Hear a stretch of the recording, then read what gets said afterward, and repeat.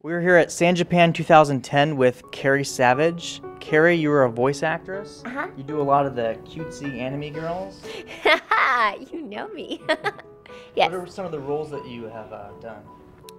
Raka from Haibane Renmei, Fuko from I My Me Strawberry Eggs, Shima from Stelvia. Those are all the, cutesy girl types.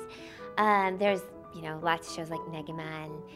Then there's the non-cutesy girl types like Asta from Trinity Blood, and various small parts like that. There's the creepy stuffed animal from Paranoia Agent. There's Mokana from Tsubasa Chronicles, and there's how far do you want me to go?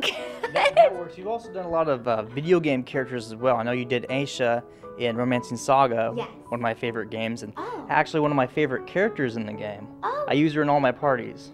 Oh, I'm so thank you. I was so happy that she doesn't annoy you. No, she does not annoy me. A lot of people are like, oh, it's annoying. I thought it was great. Yeah, I like that character. I think I read some stuff like that voice is so annoying. No, I like it. I just did what they wanted. So how long have you been working in this industry?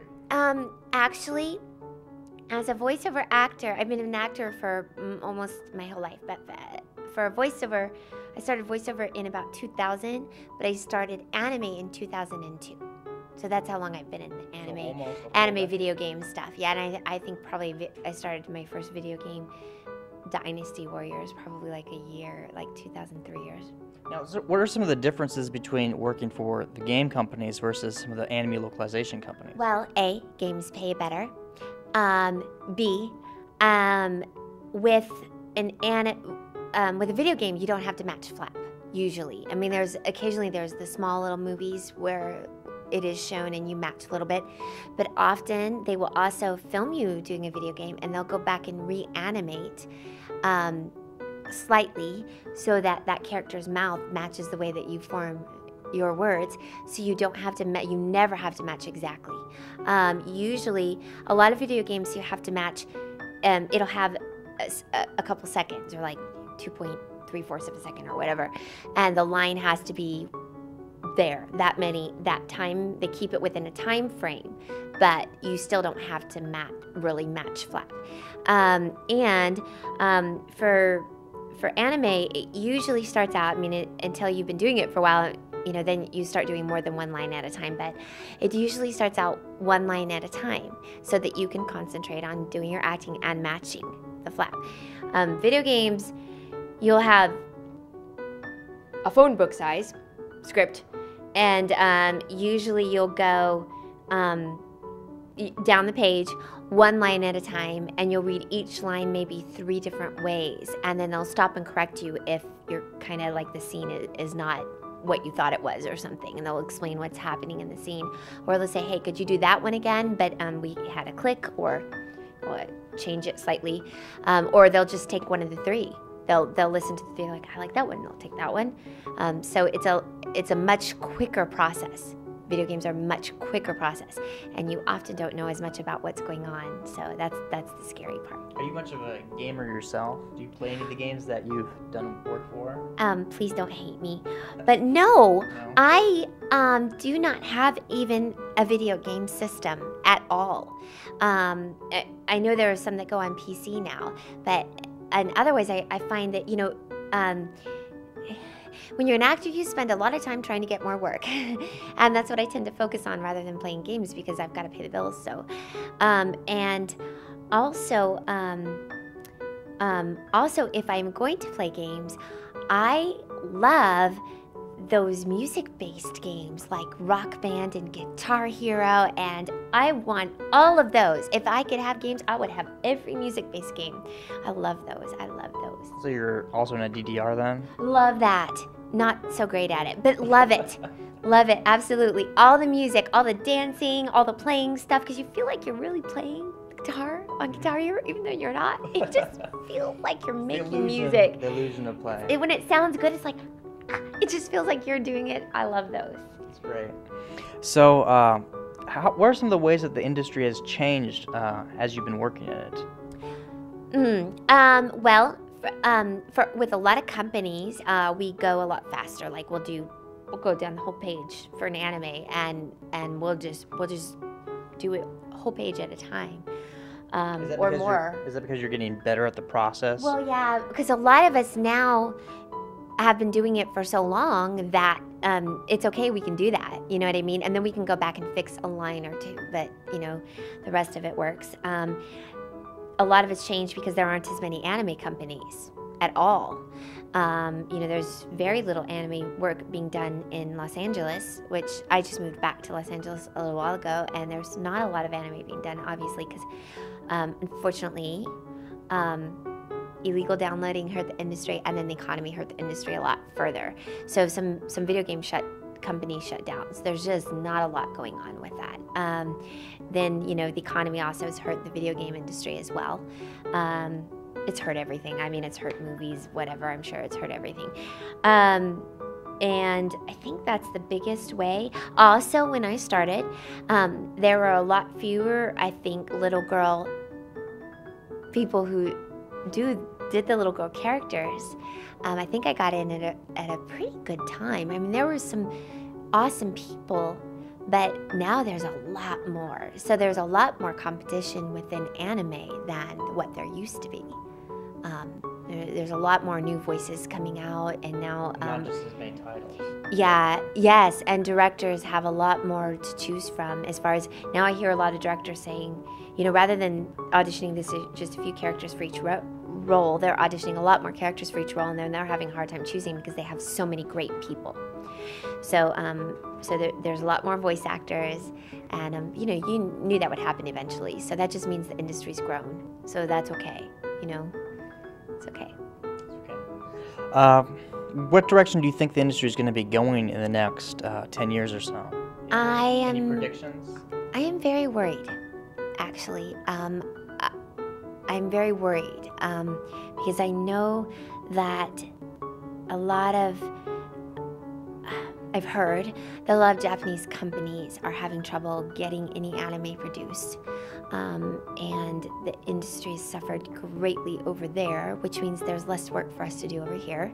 I know that the companies who carry anime, like Best Buy or whatever, don't carry near as much, and they've cut a lot of what they're carrying. I know that the market was, I guess, saturated for a while. I mean, there's a lot more to choose from, so no title is probably going to make as much as it used to. Everybody's trying to find ways to make more money off the titles, you know, because they need to, because anime doesn't make a lot of money to begin with. And there was another major thing. Okay, how is it changing? Oh goodness, there's a lot less on TV too. Cartoon Network is not interested much, from what I hear anymore, in anime. It is becoming more mainstream, though oddly, while this is happening, this is becoming more mainstream. Like, we just had an Anime Expo in LA, and Kiss FM, the big radio station, was there, and they were advertising it on, I couldn't believe it, on the radio. I'm like, what? They're talking about Anime Expo. Oh my gosh. So oddly, while this is happening, it's still much more of a mainstream thing. In the future, I do think, though, that more people will get on the internet bandwagon as far as Funimation. I think Funimation has done a really good job of, hey, this is what people want. Let's put stuff online for $1 or $2 an episode or whatever, and I think that more of that will happen also. Yeah, because I noticed that over the past couple of years that Funimation, Hulu, places like Crunchyroll, they're having internet distribution, you know, for free that you can watch it streaming versus the piracy with a BitTorrent or on some, you know, Hong Kong streaming website where you can just watch anything. Yeah. And they have their own little ads, but they're not like very reliable servers, and they put all spy bots on there. But then you can go to Funimation, you don't have that as much. And it seems to be like more people will go to that because it's reliable. It's not going to crash their browsers. You know, that seems like, at least to me as an outsider, it looks like the best way to combat the internet piracy is just to do it yourself. Yes, and to make it available through the internet and charge just a tiny bit, or I don't know how Hulu works, but I suppose because there's commercials, maybe that's how they make a little bit of money off of that. I'm guessing. I have no idea, but I think that's the best way to combat it. I really do, and I hope that more fans will go to those legal sites to get the anime. And I also think that it is good for the fans because they can see something for very little money or no money, like on Hulu, and then they can decide if they want to watch it further before they've spent 20 or 40 bucks on a bunch of episodes, and then it's going to sit in their closet because they really didn't care for the series that much. You know what I mean? Yeah. I think it's great that someone can actually go and check it. Hey, you know what? This is okay. It's getting better. Okay, I think I like it. Or this is okay. No. You know. Yeah. That's really good because anime's expensive, like the T-shirt says. There's a T-shirt that says "Crack, it's cheaper." It's probably true. Yeah, I think that's a hilarious T-shirt because it's probably true. Yeah. You have that T-shirt yourself? I don't, but I think it's very funny. And also in LA, if you do anime, nobody gives you a free copy of your work. So you have to buy it yourself. So we all know how much it costs because we have to go to any store that anybody else goes to. We have to pay the same price. So it's like, yeah, this is really expensive. Doesn't sound very nice. Well, you know, Funimation's so great about giving copies to the actors who are, I really appreciate that. I just really appreciate that. But that's just the way it goes. You know, maybe the companies in LA do it for less money, and I know that fewer companies do have their own studios, which means they probably have. Especially with the ones that are closing now. Yeah. Funimation's kind of like a last man standing sort of deal. They kind of are. Yes, they kind of are. And the very little stuff that's being done in Los Angeles, the way it's always been done in Los Angeles, though, is really, with the exception of Bang Zoom, nobody owns their own studio space. So any company that's going to dub anime is going to pay extra money to rent the studio space and hire an engineer. They don't have people who work for them, which I would think makes it a little more expensive. Yeah, with Bang Zoom, they had a press release a while ago saying that, you know, we're not as easily able to afford, you know, to have our own studio and stuff, to do our own dubbing, because the revenue just isn't there for the various reasons. So the dubbing work, would that be something that might actually go away as a whole? I hope not. Because that's your line of work. Yeah, right? I can't answer that, but I hope not. But it's possible that it might, because of how bad the industry's going. Yeah, I'd be afraid of that. That's what I think I think a lot of us are afraid of that. Yeah, actually. I think most of us are looking for, okay, what are we going to do when it dies? Yeah, because a lot of people don't like the dubs, but most people watch the dubs. That's how most people are brought into it. They don't watch, you know, the subtitles. They have to read and stuff like that, you know. So the dubbing actually is really good, and part of the reason why anime has, you know, caught on here in the States. I don't think if it was just subtitles, it would have done so. That's my opinion. So the end of dubbing really does kind of spell the end of, you know, a lot of anime coming over here to get localized. Oh, it does. And another thing that worries me is with the economy, everybody, you know, companies do try to cut corners, and I worry about, like, with any production of any kind, if a company does that, and if the quality goes down, then anime will, which has grown into a good rap, grown from a very, very bad rap, from what I understand from when it first started out, because I've talked to casting directors who are like, you know, they saw the stuff that came out 20 years ago, and they're like, oh, anime is horrible, awful stuff. If you do it, you're terrible. And it's grown to where, you know, there's